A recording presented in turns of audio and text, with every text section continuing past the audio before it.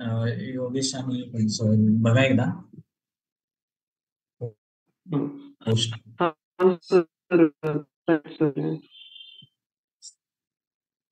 ठीक आहे जॉईन झाले सरांचा अकाउंट वरून तरी जॉईन झाले.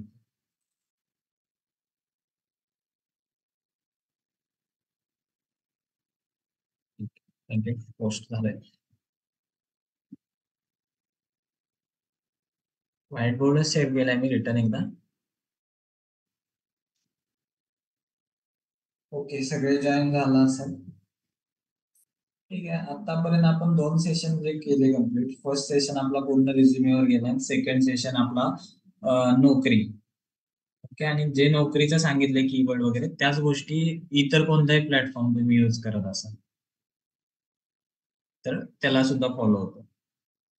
ओके तुम्ही रिलेट करू शकता. कारण आता तुम्ही ऍज अ प्रोग्रामर म्हणून जर तुम्हाला विचारात घेतलं तर लॉजिकली तुम्ही सगळे स्ट्रॉंग आहात.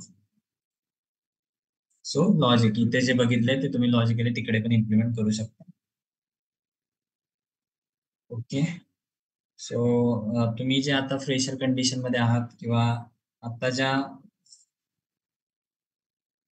कॉलेज नंतरच्या वेळेत काय करायचं किंवा आता मोकळा वेळ आहे. ठीक आहे अगोदर पण मोकळाच होता बट कॉलेज होतं तुमचं.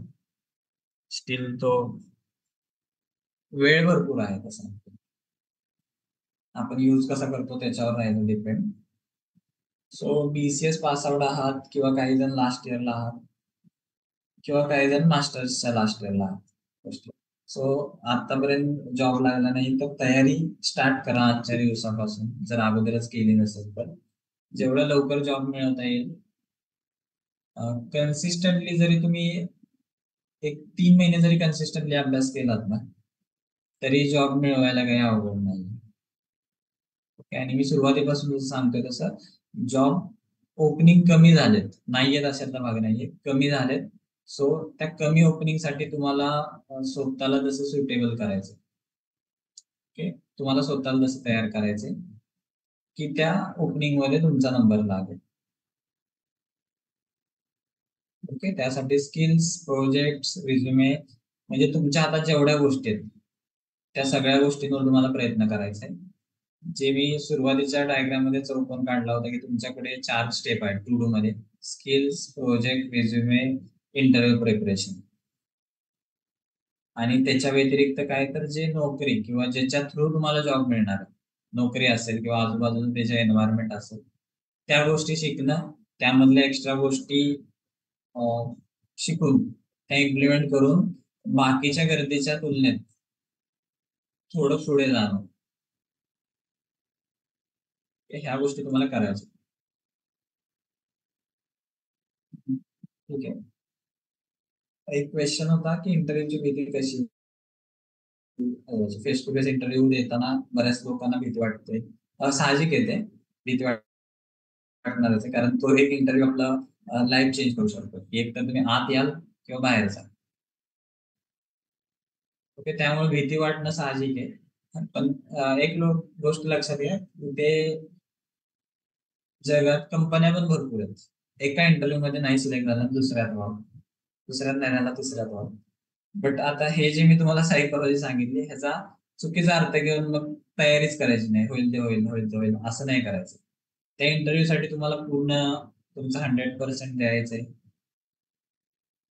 बट भीती वाटणारच थोडी का होईना तुम्हाला वाटणारच. म्हणजे आता आम्ही जरी एक्सपिरियन्स झालोय तरी आम्हाला थोडं इंटरव्ह्यूच्या 2 मिनिट आधी 3 मिनिट थोडं वाटतं की हा काय विचार आहे. बट ज्यावेळी मी माझा स्वतःचा एक्सपिरियन्स सांगतो की इंटरव्ह्यू देत होतो. सुरुवात ज्यावेळी मी केली त्यावेळी खूप भीती वाटत होती. पहिला ज्यावेळी इंटरव्ह्यू होता खूप भीती वाटली. म्हणजे एकदम सुचत नाही की काय करायचं. पहिला दिला ठीक आहे, दुसरा दिला भीती कमी झाली, तिसरा दिला म्हणजे भीती नंतर नंतर कमी होत जाते. त्यासाठी काय करायचं तुम्हाला तर जास्तीत जास्त इंटरव्ह्यू द्यायचे. जास्तीत जास्त जेवढे इंटरव्ह्यू द्याल तेवढी तुमची भीती कमी होईल. आणि नंतर तुम्हाला एक गोष्ट कळेल की सगळेजण एकच क्वेश्चन विचारतात. म्हणजे तुम्ही 4 जरी इंटरव्ह्यू दिले, 4 मध्ये तुमच्या लक्षात येईल तुमच्या अनुभवाच्या नुसार फ्रेशर आहात, तर तुमच्याकडून त्यांच्या अपेक्षा सेमच आहेत की एवढं आलं पाहिजे.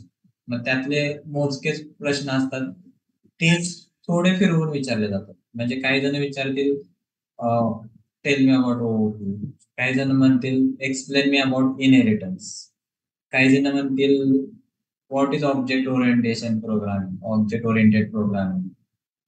हे कळतंय का? ह्या सगळ्यांचा अर्थ एकच आहे, फक्त विचारण्याची पद्धत वेगळी आहे. सो तेच क्वेश्चन तुम्हाला फिरून फिरून येतील, तर तुम्हाला एक कॉन्फिडन्स येईल. आणि ज्यावेळी कॉन्फिडन्स येईल त्याच वेळी तुमची भीती जाईल. त्यामुळे कॉन्फिडन्स बिल्ड करा, तर तुमची भीती निघून जाईल. अजून काय? सेकंड क्वेश्चन आहे, जॉब मध्ये ग्रॅज्युएशन आणि पोस्ट ग्रॅज्युएशन कॅन्डिडेटना सेम प्रेफरन्स देतात का? ओके. पोस्ट ग्रॅज्युएट जे असतील किंवा ग्रॅज्युएट, ज्यावेळी तुम्ही फ्रेशर आहात ना, त्यावेळी ही गोष्ट मॅटर करते. थोडं पोस्ट ग्रॅज्युएशन वाल्यांना थोडं हार्ड विचारले जातात क्वेश्चन, थोड्या अपेक्षा वाढतात, आणि ग्रॅज्युएशन वाल्यांच्या थोड्या कमी असतात. कारण पोस्ट ग्रॅज्युएट झाल्यानंतर सॅलरी पण तशी जास्त मिळते ना थोडी, सो इंटरव्ह्यू पण ग्रॅज्युएशनच्या मानाने थोडे अवघड होतात. सो ज्यावेळी फ्रेशर आहात त्यावेळी मॅटर करतं ग्रॅज्युएशन आणि पोस्ट ग्रॅज्युएशन. आणि एकदा एक्सपिरियन्स आला की कोणी विचारत नाही म्हणजे तुमचं एज्युकेशन काय झालं. मला तर विचारतच नाही की काय झालं कसं. ओके. क्वेश्चन आहे, एक्सपिरियन्स कॅन्डिडेटची डिमांड आहे, ते ओव्हरकम करण्यासाठी काय केले पाहिजे? एक्सपिरियन्स कॅन्डिडेटची, हे बघा, हे अप अँड डाऊन येतच जातात. आता एक्सपिरियन्स कॅन्डिडेटची डिमांड आहे, पुन्हा फ्रेशरची येईल, पुन्हा मॅनेजरची येईल. सो हे अप डाऊन होत राहतात. तुम्हाला काय करायचंय, तुम्ही फ्रेशर पॉइंट ऑफ व्ह्यू ने जर विचार केला, तर तुम्हाला मी सांगितलेल्या 4 गोष्टी, प्रोजेक्ट, स्किल्स, चांगला रिझ्युमे, इंटरव्ह्यू प्रिपरेशन, आणि ह्या गोष्टी वेगळ्या पद्धतीने, म्हणजे गर्दीचा भाग न होता तुम्हाला काहीतरी एक्स्ट्रा करायचंय त्यात. ओके. म्हणजे जर स्किल्स घेताय तर तुमच्याकडे काहीतरी एक्स्ट्रा स्किल्स पाहिजे, तुमच्या बाकीच्या कलिग्स असतील किंवा मित्र किंवा तुमच्या एजचे जे असतील त्यांच्यापेक्षा जास्त तुम्हाला काहीतरी आलं पाहिजे स्किल्स मध्ये. प्रोजेक्ट्स मध्ये पेक्षा ऍडव्हान्स कॉन्सेप्ट यूज केलेला प्रोजेक्ट हवाय. रिझ्युमे मी सांगितलं तसं एकदम बेसिक बनवू नका, जरा आय कॅची करा, की बघतानाच असं प्रसन्न वाटलं पाहिजे समोरच्याला की हा, हे वेगळं काहीतरी आहे. ओके. सो ह्या पद्धतीने तुम्ही जॉब मिळवण्यासाठी फ्रेशर ट्राय करू शकता साई. ओके. काय क्वेश्चन, इंटरव्ह्यू मध्ये प्रोजेक्ट वरती काय क्वेश्चन विचारतात आणि कसं एक्सप्लेन करायचं? ओके. प्रोजेक्ट वरती तुम्हाला विचारतील की तुमच्या प्रोजेक्टचा आर्किटेक्चर, म्हणजे बेसिक एक क्वेश्चन सांगतो की समजा तुम्ही एक प्रोजेक्ट केलाय, की त्यामध्ये एखादी माहिती मी काहीतरी फिल केलं आणि सबमिट वर क्लिक केलं, तर तुमचं इंटरनल स्ट्रक्चर काय, की ती माहिती कुठून कशी कशी होत जाईल, म्हणजे तुमच्या लेअर काय आहेत. ह्याचं फॉर एक्झाम्पल मी एखादा आन्सर देऊ शकतो, मी ऍज अ एक्सपिरियन्स म्हणून देतोय, की एखादी माहिती जर मी युजरने फिल केली आणि ते सबमिट क्लिक केलं, तर मी सांगेन की हा, तिथून माझ्याकडे जाईल माझा जो कंपोनेंट आहे, समजा मी अँग्युलरचा फ्रंट एंड यूज केला असेल, कंपोनेंट मध्ये जाईल, त्या टीएस फाईल मध्ये मी काही फंक्शन लिहिलं असेल, त्या फंक्शन मध्ये मी माझे बिझनेस रिक्वायरमेंट नुसार काही लॉजिक लावलं असेल, तिथून तो जाईल सर्व्हिस मध्ये. ओके. टर्म समजत नसतील तरी फक्त ऐकून घ्या. सर्व्हिस मधून तो जाईल, समजा मी डॉटनेट मध्ये एपीआय क्रिएट केला असेल तर त्या एपीआय ला तो जाईल, एपीआय मधून कंट्रोलरला जाईल, कंट्रोलर मधून सर्व्हिसला जाईल, तिथून पुन्हा रेपॉझिटरीला जाईल. म्हणजे हे लेअर असतात बरं का प्रोजेक्टचे, ते समजून घेण्यासाठी काही वेळा असे क्वेश्चन विचारतात की काय आहे तुझा डेटाबेस पर्यंत जाण्याचा फ्लो काय आहे तुझा. ओके. मी जाणून काही गोष्टी टाळले की जास्त हे डीप मध्ये शिकलो नाही, जस्ट बेसिक ओव्हरव्ह्यू दिला. बट तुम्ही काय करायचं माहितीये का, अशा वेळेस जर प्रोजेक्ट बद्दल कोणी क्वेश्चन विचारलं की डेटा जर शेवटला पाठवायचा असेल तर काय करायचं, किंवा एखादा बोललाय, तर त्यावेळी टेक्निकली सांगायचं बरं का, असं नका सांगू की आमच्या गावात एक दुकान होतं, त्याच्यासाठी मला प्रोजेक्ट करायचा होता, मग त्यांनी मला बोलवलं, मग मी हे केलं. त्यांना ते ऐकायचं नाहीये, तुम्ही टेक्निकली त्यात काय केलंय हे सांगायचं.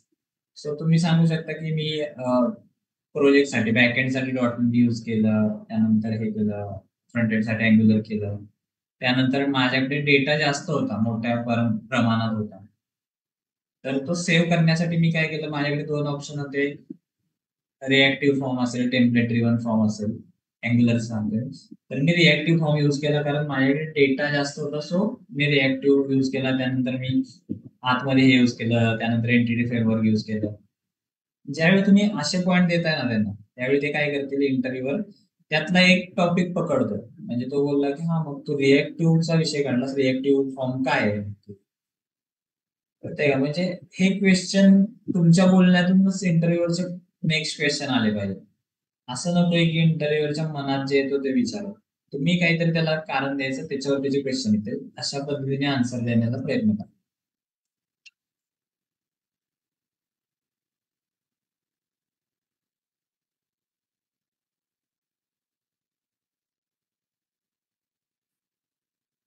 जॉब शोधत पोस्ट ग्रॅज्युएट करणं बेटर आहे का इंटर्नशिप और क्लास?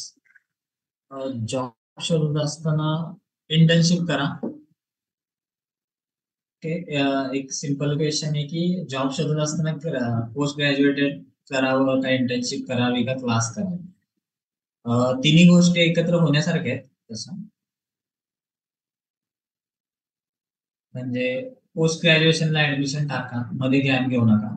माझं सजेशन आहे की पोस्ट ग्रॅज्युएशन जसं आता पास होत आहे, लगेच पोस्ट ग्रॅज्युएशनला जा आणि पोस्ट ग्रॅज्युएट करता करता जॉब शोधा किंवा एखादी इंटर्नशिप बघा. क्लासेस तर काय चालू राहते ना, दिवसातून 2-3 तास काय तुम्हाला क्लाससाठी किंवा काही शिकण्यासाठी देता येऊ शकतो. सो आता पास आउट झाल्या झाल्या पोस्ट ग्रॅज्युएशनला ऍडमिशन टाका, विथ जॉब शोधा. आणि मी पण पोस्ट ग्रॅज्युएशन करत करत जॉब केलाय. सो मला माहिती आहे की काही कॉलेजला जावं लागत नाही, नाही गेलं तरी काही फरक पडत नाही. एक्झामला जावं, काय जास्त लोड नसतो मास्टर्स. प्रोजेक्ट दाखवावं लागेल त्या इंटरव्ह्यू मध्ये? नाही दाखवावं लागेल. ओके, फक्त ते बोलायचं असतं आपल्याला, प्रोजेक्ट दाखवावं लागत नाही. त्याचा अर्थ असा आहे की तुम्ही काही फेक, म्हणजे जरी नसतील गेला प्रोजेक्ट, बट तुम्हाला त्या टेक्नॉलॉजीचा चांगलं नॉलेज असेल, तर तुम्ही कोणताही फेक काय बोलतो प्रोजेक्ट की जो तुम्ही केलेला नाहीये, मी सजेस्ट करत नाहीये, बट सांगते की जर जागा रिकामी राहत असेल तर जो केलेला नाहीये, तुम्हाला वाटतंय फक्त आयडिया असेल तुमच्याकडे, तो जरी तिथे मेन्शन केला तरी चालतो. बट ह्याचे काय आहे की तुम्हाला त्यावर बोलता यायला पाहिजे. बोलता येत असेल तरच टाका. म्हणजे अगोदर सांगितलं तसं, ज्या गोष्टींवर तुम्हाला बोलता येते त्या त्या गोष्टी रिझ्युमे मध्ये मेन्शन. ओके. क्वेश्चन विचारा, कारण मला वाटते लास्ट सेशन असेल. कारण जर आता हे रेकॉर्ड करतोय आपण, तर इथून नेक्स्ट बॅचेसला मला वाटतंय हे रेकॉर्डिंगच ऐकवलं जाईल. सो त्यावेळी इंटरॅक्शन नसणार. सो आत्ताच क्वेश्चन तुम्ही विचारा, तुम्ही क्लिअर करा. समजा लकी आहे तुमची बॅच की लास्ट आहे, इंटरॅक्टिव्ह आहे, तुम्हाला क्वेश्चन विचारता येतात. सो मनात काही ठेवू नका, जे काय असेल ते टाईप करा. व्यवस्थित लिहिता येत नसेल, जशा शब्दात लिहिता येईल तसं लिहा.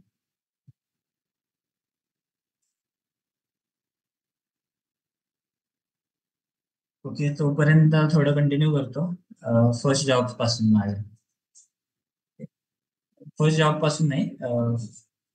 हा ठीक आहे, फर्स्ट जॉब पण जास्त मागे जायला नको. ज्यावेळी मी ईसीएस मध्ये, ईसीएस जी कंपनी आहे ती कराडमध्ये कॅनॉलच्या इथे आहे, कॉर्नरला एक बिल्डिंग आहे, नाव विसरलं मी. तिथे ईसीएस आहे फर्स्ट फ्लोअर. ईसीएस नावाची कंपनी आहे. तर ज्यावेळी मी फोर्क इन्फो सिस्टम मध्ये होतो, त्यावेळी सेकंड इयर मध्येच प्रोजेक्ट कम्प्लीट झालेला ऑलरेडी. आमचा लास्ट इयरला जो दाखवायचा आहे तो. सो काय करायचं म्हणून रोहित शेडगे जे आहे त्याची बहीण कामाला होती तिथे ईसीएस मध्ये, तिने जॉईन करून सोडलेलं नंतर. सो तिच्या सजेशनने की इंटरव्ह्यू द्यायचा तिथे आपण. सो मी तो एक रिझ्युमे बनवून जो होता ना सुरुवातीचा तुटका मुटका एकदम बेसिक, तो घेऊन मी गेलेलो तिथे. रिझ्युमे नेला, इंटरव्ह्यू झाला वगैरे सगळं. आणि टेक्निकली त्यावेळी थोडा कॉन्फिडन्स होता. ते सगळ्यात महत्वाचं तेच आहे की टेक्निकली तुम्हाला तुमच्यावर कॉन्फिडन्स पाहिजे आणि तो बिल्ड करण्यासाठी तुम्हाला प्रोजेक्ट करायचे. तेवढा वेळ द्यायचा आहे तुम्हाला त्या टेक्नॉलॉजी. ते सो इंटरव्ह्यू होऊन मी सिलेक्ट पण झालो. तर ही सुरुवात होती तिथे. त्यावेळी मला जास्त कष्ट करावं लागलं नाही. कष्ट म्हणजे हे जे जॉब शोधण्यासाठी जे आहे, टेक्निकली स्ट्रगल केलं की अभ्यास करण्यासाठी वेळ दिला, बरंच काय काय दिलं. बट जॉब शोधण्यासाठी मला आता जेवढं तुम्हाला स्ट्रगल करावं लागतं तेवढं मला फर्स्ट जॉब शोधण्यासाठी करावं लागलं नाही. ओके, सो तो मला मिळाला इझिली. बट टेक्निकली जो अभ्यास करण्यासाठीचा वेळ आहे. कारण मी त्यावेळी कॉलेजला होतो. मी कॉलेजला एवढं इम्पॉर्टन्स कधी दिलं नाही. किंवा रणजित सर पण तुम्हाला सांगत असतील की कॉलेजला वेळ किंवा कॉलेजमध्ये एवढा वेळ वाया घालवू नका. लेक्चर बंक करून जर अभ्यास करत असेल तर ठीक आहे. उगाचच बंक करू नका. बट अभ्यास करण्यासाठी बंक करायचे असते लेक्चर तर करा. मी दिवसभर क्लासवरच असायचो फोर्थ इन्फो सिस्टम मध्ये. सरांच्या जेवढ्या बॅचेस व्हायच्या दिवसभर सगळ्या अटेंड करायचो. ओके. तर मी पण एक्झाम लावतो बीसीएस ला. तर एक्झाम स्ट्रिक्ट आहे सगळे बोलतात. काही नाही, मी जात नव्हतो. काय त्यांनी तर काय केलं नाही. उलट लास्टला माझ्याकडे ऑफर लेटरचा फोटो द्या, तुम्ही फोटो द्या, तुझा फोटो दे, लावायचा आहे बोलला. त्यासाठी मागे लागलो. ओके. त्यावेळी त्यांना दिसलं नाही की मी लेक्चर करत नव्हतं काय नाही. सो सगळं मॅनेज होतं. फक्त तुम्ही प्रायोरिटी सेट करा की तुम्हाला करिअरला प्रायोरिटी द्यायची का कॉलेज.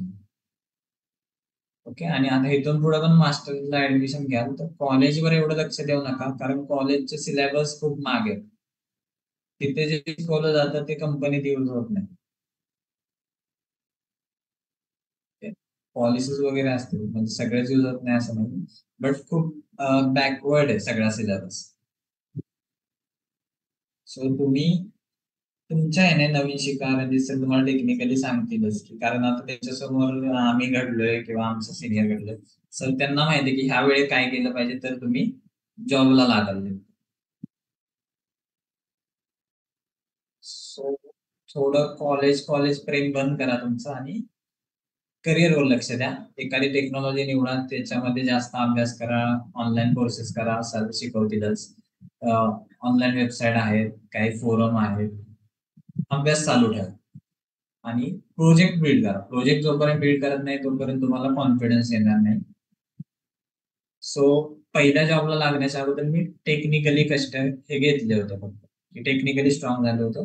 ह्या ज्या गोष्टी मी तुम्हाला आता शिकवते, लिंक्डइन, नोकरी वगैरे, त्या गोष्टी त्यावेळी मला एवढ्या लागल्या नाही. ओके. ह्या गोष्टी कधी लागल्या ज्यावेळी मी ईसीएस मध्ये काम करून झाल्यानंतर, म्हणजे ज्यावेळी मला चेंज करायचं होतं, स्विच करायचं होतं, त्यावेळी मी नोकरी अकाउंट पहिल्यांदा ओपन केलं. आणि त्यावेळी मी ह्या गोष्टी सगळ्या शिकलो आणि माझ्याकडे अनुभव होता. त्याच्या अगोदर मी युट्यूब करायचो. सो त्यामुळे मला हे सर्च इंजिन ऑप्टिमायझेशन, रँकिंग कसं वर घ्यायचं किंवा एखादे ऍप्लिकेशन असेल तर त्याचा अल्गोरिदम कोणत्या वेने काम करत असेल हे जाणून घेण्याची पहिल्यापासून हाऊस होती. त्यामुळे हे जमलं. आणि मला त्यावेळी पण भरपूर कॉल आले. त्यावेळी पण माझ्याकडे 4 ऑफर होत्या त्यावेळी. त्या सिनेक्रॉन होती, कॅपजेमिनी होती, बँगलोरची एक होती आणि अजून एक छोटीशी कोणतीतरी कंपनी होती. त्या ऑफर होत्या. तर त्यामध्ये मी सिनेक्रॉन निवडली. तर त्या बाबतीत सरांनी मला बोलायला सांगितलं की ज्यावेळी तुमच्याकडे ऑफर येत आहेत त्यावेळी लगेच डायरेक्ट जॉईन करू नका. थोडा एक बफर टाइम घ्या मध्ये जॉईनिंगसाठी, 1 आठवडा, 2 आठवडे. फ्रेशर आहात तर एवढा घेऊ नका. 1 आठवडा किंवा 2-3 दिवस. आणि जर ऑफर दुसरी कुठली नसेल तर जॉईन करून टाका. बट मी टाइम घेतला आणि आपण सर्च करायचं की माझ्याकडे समजा 2 ऑफर आहेत. कॅपजेमिनी होती आणि सिनेक्रॉन होती. तर सगळ्यात मेन फॅक्टर आपला एक असतो की पॅकेज कोण जास्त देतं. ठीक आहे. बेसिकली काउंटर ऑफर होती सिनेक्रॉनची. सो सिनेक्रॉन मला चांगलं पे करत होतं. तो एक मेन मुद्दा होताच. पण त्याच बाबतीत किंवा त्या सोबतीला सरांचे कोणतरी एक मामा होते, ते कामाला आहेत सिनेक्रॉन मध्ये. तर त्यांच्याकडून पण असा फीडबॅक आला की काम भरपूर असतं, चांगलं येते. आणि तेच जर कॅपजेमिनीचं बघितलं तर बरेच जण बेंचवर होते की हायर करायचे, बट प्रोजेक्ट नव्हते त्यांचे. आणि थोडं ऑनलाईन सर्चिंग केलं, पॉलिसीज वगैरे करा, सिनेक्रॉन मला बेटर वाटली, सो सिनेक्रॉनच्या बाजूने गेलो मी. त्यावेळी सिनेक्रॉन जॉईन केली. मेन पॉइंट होता त्यामध्ये मला पॅकेज जास्त होतं त्यावेळी, जरा पैसे पैसे वाटत असतं, पैसे जास्त मिळतो, त्यावेळी मी सिनेक्रॉन जॉईन केली. सिनेक्रॉनला मी 2.5 वर्ष होतो काहीतरी. एक टेक्निकली ग्रोथ पण समजून घ्या. ज्यावेळी मी फ्रेशर होतो त्यावेळी मला फक्त डेक्स्ट्रा ऍप्लिकेशन बनवता येत होते आणि HTML CSS आणि जावास्क्रिप्ट मी फक्त एक कोर्स केलेला कोणता तरी लॉकडाऊन मध्ये, तेवढे येत होतं, पण कधी काम नव्हतं केलं मी त्याचं. ज्यावेळी मी ECS मध्ये आलो, ECS मध्ये मला ASP.NET शिकायला मिळालं. ओके, म्हणजे न्यू स्किल मी अक्वायर केलं ASP.NET, आणि त्याच सोबतीला HTML CSS जावास्क्रिप्ट मध्ये मी चांगली एक्सपर्टीज मिळवली, कारण मला ते तिथे शिकवायला लागत होतं इंटर्नशिपच्या मुलांना. सो ते एक प्लस पॉइंट. मी ASP.NET आणि वेब मध्ये खूप शिकलो, काय काय बरंच काय काय शिकायला मिळालं. बूटस्ट्रॅप मिळालं, वेगवेगळे फ्रेमवर्क, अँग्युलरची आयडिया आली थोडी. ओके, काम नाही मिळालं अँग्युलरचं, पण शिकलो. SQL मध्ये मोठ्या प्रमाणात, म्हणजे जास्त डेटाबेस असलेल्यावर काम करायचं. PHP थोडी कशी चालते ती कळालं. हे मी ECS मध्ये शिकलो. त्यानंतर मी सिनेक्रॉन मध्ये इंटरव्ह्यू दिला. सिनेक्रॉन मध्ये मी ऍज अ ASP.NET आणि बाकीचं वेबचं घेऊन गेलो होतो, त्याच्यावर इंटरव्ह्यू दिला. सिनेक्रॉन मध्ये गेल्यावर मी अँग्युलर, .NET कोर आणि अजूर क्लाउडवर ह्या गोष्टी शिकलो.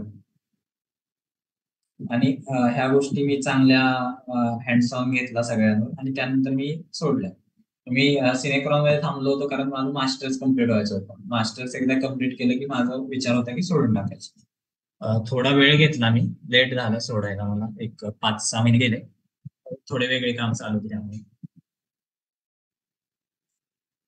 ओके, त्यानंतर मी इकडे आता ट्रान्सयुनियन मध्ये स्विच केलं. हे मी तुम्हाला का सांगितली प्रोसेस, तर प्रत्येक ठिकाणी गेल्यानंतर आपल्याला नवीन शिकायचंय. जर तुम्ही तिथे स्टॉप झालात, की मी जर ECS मध्ये स्टॉप झालो असतो की हा मी डेक्स्ट्रा ऍप्लिकेशन केलं तर डेक्स्ट्रा ऍप्लिकेशनच असावं, ते तर नाही, थोड्या बाजूच्या गोष्टी शिकल्या, त्यामुळे मला सिनेक्रॉनचे ऑफर मिळाले, कारण माझ्याकडे एक्स्ट्रा गोष्टी होत्या. आणि सिनेक्रॉन मध्ये जे मी फुल स्टॅक बनलो, अँग्युलर, .NET कोर आणि अजून ह्या गोष्टींमुळे मला ट्रान्सयुनियन मध्ये जॉब मिळाला. कारण ट्रान्सयुनियनची जी आत्ताची प्रोफाईल आहे, सिनेक्रॉन मध्ये मी होतो as a .NET full stack developer, ज्यामध्ये मला अँग्युलर आणि .NET कोर वर काम होतं. तरी पण मी साइड बाय साइड क्लाउडवर थोडं शिकलो. सो इकडे ट्रान्सयुनियन मध्ये जो इंटरव्ह्यू झाला माझा, त्यामध्ये त्यांना गरज होती .NET डेव्हलपर विथ त्याला क्लाउड येत असावं असं.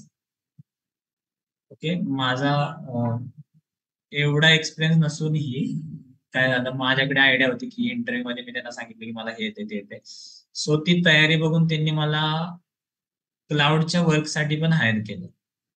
ओके, म्हणजे मी जे एक्स्ट्रा शिकलो ते वाया गेलं नाही. तर ह्यातून मला तुम्हाला एवढंच सांगायचं की नवीन नवीन गोष्टी शिका, एकाच गोष्टीवर स्टॉप होऊ नका. म्हणजे मला सिनेक्रॉन मध्ये पण भरपूर पैसे मिळत होते, तरी पण मी अभ्यास जो असेल किंवा काही इकडे तिकडे खटपट करायची ती थांबवली नाही. आणि तुम्ही पण थांबवायचे नाही. तुम्ही तर आता फ्रेशर स्टेजला, आता पैसे पण मिळत नाहीत तुम्हाला. सो पैसे मिळवण्यासाठी तुम्हाला कष्ट घ्यावं लागेल. तुमचा जो वेळ आहे तो व्यवस्थित मार्गी लावायचा आहे. अभ्यास करा, आता दुसरे काही करू नका. योग्य वेळ गोष्टीत वेळ वाया वाया नाही, वेळ घालवा, वाया घालवू नका वेळ.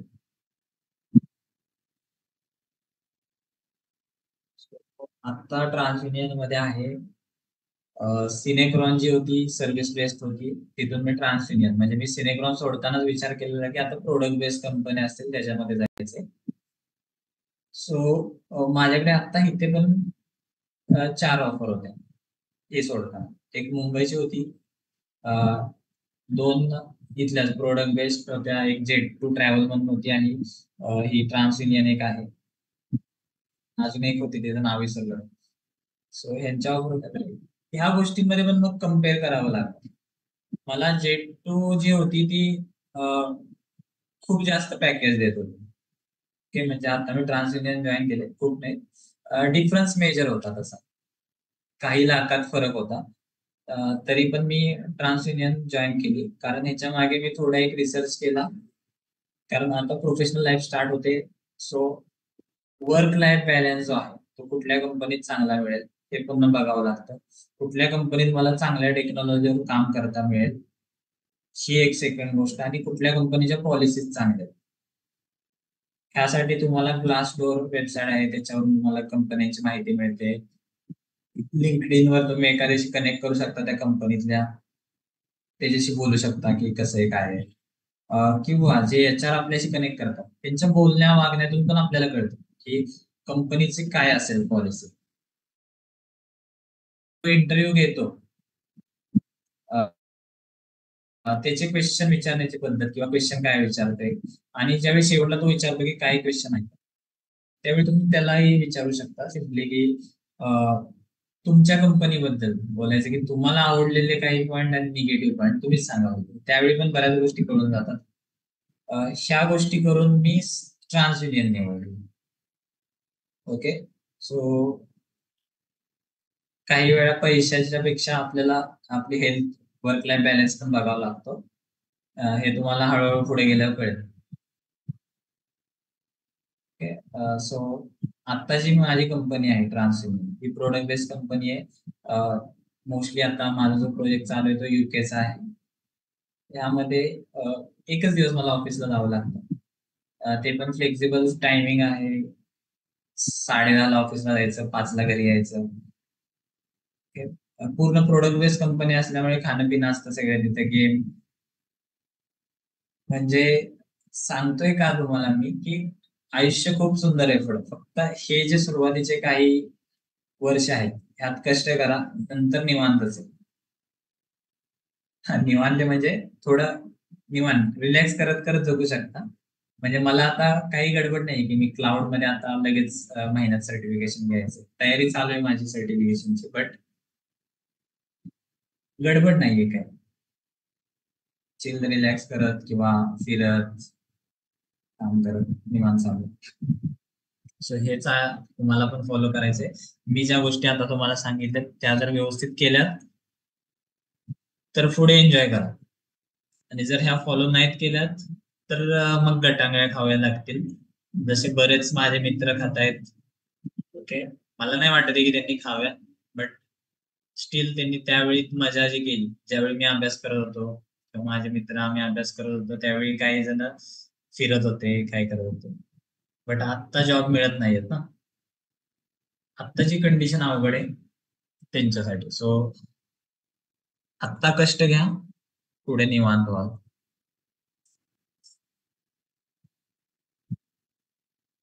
ठीक आहे, मला वाटतं आपण इथे स्टॉप करूया, जास्त मोटिवेशन देऊन पण. हा एक डाऊट असतो, इंग्लिश प्रॉपर लागतं का कंपनी? काही नाही रे, सगळे आपल्यासारखेच असतात. हे बघा, आपण ऍज अ डेव्हलपर म्हणून तिथे काम करतोय ना, की एच आर किंवा काही BA म्हणून. आपलं काम काय आहे? आपण प्रॉपर कशात असलं पाहिजे, आपण टेक्निकली प्रॉपर असलं पाहिजे. तर ते तुमचं इंग्लिश दाखवून जातं. जर तुम्ही टेक्निकली स्ट्रॉंग असाल ना, तर तुमचं इंग्लिश प्रॉपर पाहिजे गरज नसते, बट तुम्हाला इंग्लिश आलं पाहिजे एक कॉमन, म्हणजे बिगिनर लेवल पर्यंत, की तुम्हाला सेंटेन्स बनवता आले पाहिजेत. एखाद्याने समोरून क्वेश्चन केला तर त्याचा आन्सर देता आला पाहिजे. ठीक आहे, तुम्हाला भूतकाळ भविष्यकाळ ह्या गोष्टी नाही आल्या, की टेन्सेस काय आहेत, इथं द लागेल का अ लागेल, ह्या गोष्टी चुकल्या काही फरक पडत नाही. आणि जरी तुम्हाला मेल टाईप करायचा असेल तर आता AI आलाय, चॅट GPT आहे, सजेशन्स येतातच तिथे खाली टाईप करताना. सो इंग्लिश बद्दल तुम्ही काही न्यूनगंड ठेवू नका मनात. मॅनेजर लेवल पर्यंत आहे, चुकीचं इंग्लिश अर्धवट टाकतात, काय नाही, कोणाला फरक पडत नाही. कारण आपल्याला शेवटी एंड रिझल्ट काय आहे, आपल्याकडून डिलिव्हरेबल्स जे आहेत ते गेले पाहिजे, आपल्याकडून टेक्निकल काम झालं पाहिजे. इंटरव्ह्यू क्रॅक करणे एवढं इंग्लिश आलं बस झालं. ओके. ठीक आहे, मला वाटतं आपण थांबूया. परत झालं भरपूर बोललो तर तयारी करा. आणि आत्ताच काही डाऊट्स असतील तर विचारा. नंतरचे लेक्चर रेकॉर्डेडच ऐकणार आहेत सगळे, तर आता मी आहे तोपर्यंत क्वेश्चन विचारा. आणि असे सरांनी जर नेक्स्ट घ्यायला लावलं तरी काही इश्यू नाही.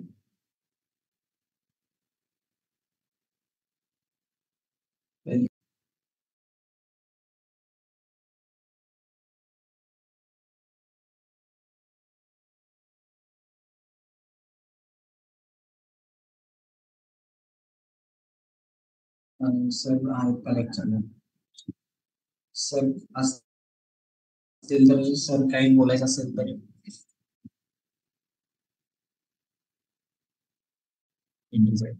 ओके, मास्टरचा पर्सेंटेजचा क्रायटेरिया काय आहे? ओके, काही नसतो रे क्रायटेरिया असा. फ्रेशरला असतो 60% तुम्हाला ओव्हरऑल असतील ना. 12वी ग्रॅज्युएशन आणि सॉरी 10वी 12वी ग्रॅज्युएशन आणि मास्टर्स ओव्हरऑल 60+ असतील तर तुम्हाला 90% कंपन्या काही इश्यू नाही, तोच क्रायटेरिया असतो. काही कंपन्या बोलतात की प्रत्येक सेमिस्टरला मला 60+ पाहिजे, बॅकलॉग नको. But still depends on each company. But mostly असतो 60% तुम्हाला ओव्हरऑल पाहिजे. आणि एमएनसी तो तर असतोच. हो, 12th पण लागतो 60%चा क्रायटेरिया. 10वी 12वी ग्रॅज्युएशन आणि पोस्ट ग्रॅज्युएशन हेच तर कारण होतं मला एमएनसी. मला तर वाटलंच नव्हतं की कधी मला मिळेल, कारण मला 12वीला 52% होते. पण तिघे लागले त्यावेळी आमचे चांगलेच. सो एमएनसी मला नव्हतं वाटलं कधी मिळेल. बट सेकंड एमएनसी आता माझी.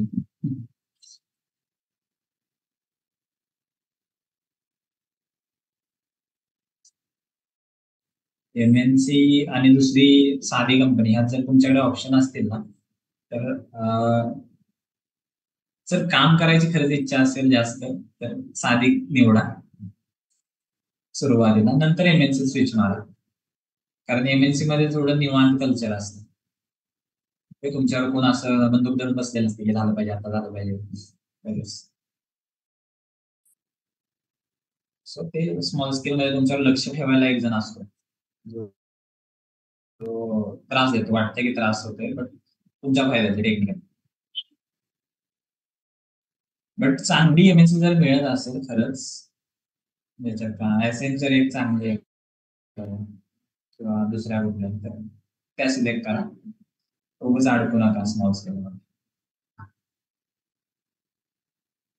कारण स्मॉल स्केल मध्ये खूप वाढ लागते, टायमिंग शेड्यूल राहत नाही, कामाचं काही नियोजन नसतं, काही नसतं, सुट्ट्यांचं पण काही नसतं, पॉलिसी नसतात. सोडताना त्रास होतो, डॉक्युमेंट्स मिळत नाहीत, बरेच झंझट येतात स्मॉल स्केल मध्ये, जे मी ईसीएस मध्ये फेस केले त्यामुळे सांगतोय. सो जर करिअर स्टार्ट जर चांगल्या कंपनीतून होत असेल तुमचं तर अजून चांगलं आहे.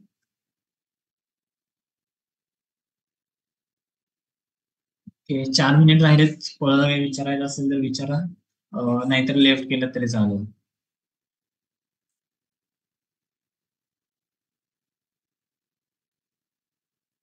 डाऊट्स नसतील तुम्ही लेफ्ट करा. भेटू लेक्चर असेल तर.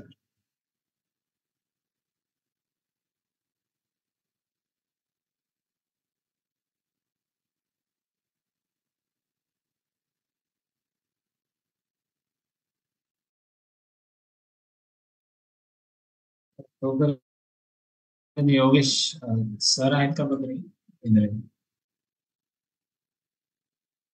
हो, 12ला फक्त हे बघ 60%चा क्रायटेरिया आहे ना, डिपेंड्स असतो प्रत्येक कंपनीवर की काय क्रायटेरिया ठेवतं. सो काही स्मॉल स्केल वाले पण म्हणतात की मला 60% पाहिजे आहे रे, ओव्हरऑल. मी एक 5 मिनिटं अजून कंटिन्यू करा. ओके, काही एमएल ओके सर, लेक्चर संपेल, रिजॉईन करावं लागेल आपल्याला. ठीक आहे, एक काम करा, रिजॉईन करा. थोडं बोलूया अजून मग सर जर येणार असतील तर आपल्याला कंटिन्यू केलं पाहिजे थोडं. एंड करतोय मी, पुन्हा रिजॉईन करा सगळे.